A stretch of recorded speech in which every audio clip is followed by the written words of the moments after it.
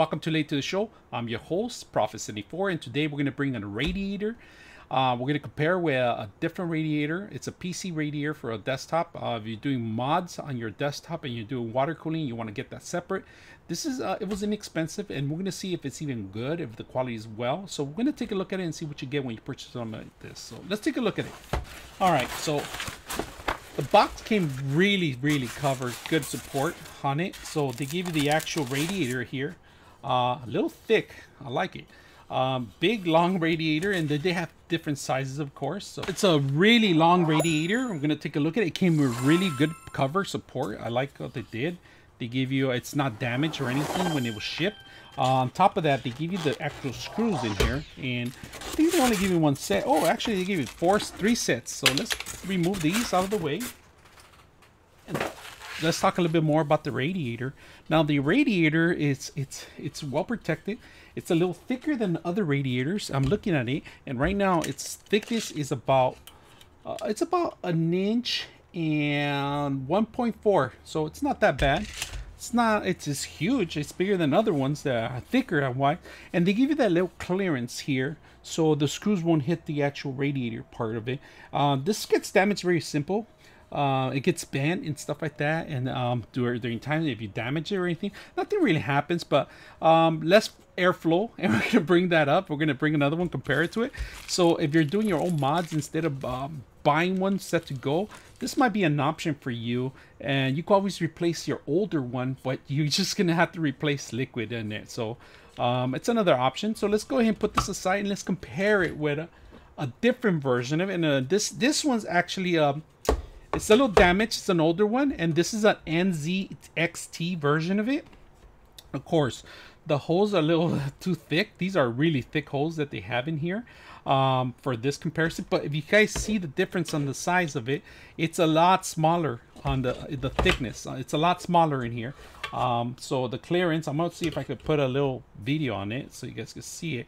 I'm gonna put it from the top how thick it is. This should be probably in the bottom so you guys can see it better. It's a little smaller, and there's a clearance right here if you guys can see it. So on this one particular, it comes with the same thing. It's about the same size, but minus the actual pump.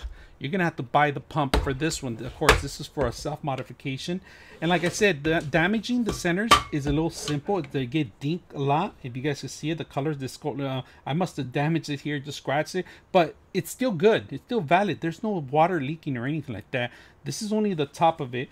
Don't recommend you guys damaging it like it did. This is an old one. That's why I used it for only reference. There's no water on this one. It actually dried up after maybe 2 years on it, so it lasts me a while. And this is an older version, but I just wanted to show you guys how the difference between your own modifications compared to the actual NZXT version of it.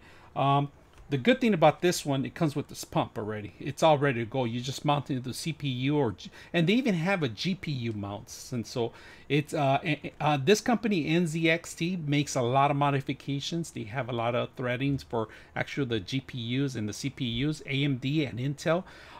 Really good options that they have, but they're very pricey. I mean, if you're trying to buy something like this, it's going to cost you a lot more, especially if you're trying to build your own mod. You're probably better off buying the parts separately. But if you want to simplify your life and you want to make it quick, I would get this version, the NZXT.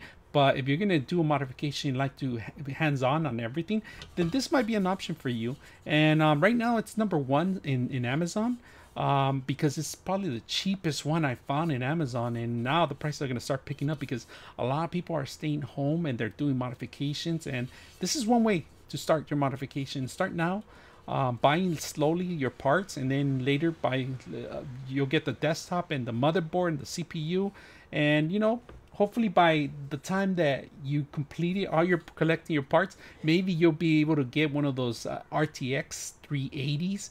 They're probably not available right now anywhere.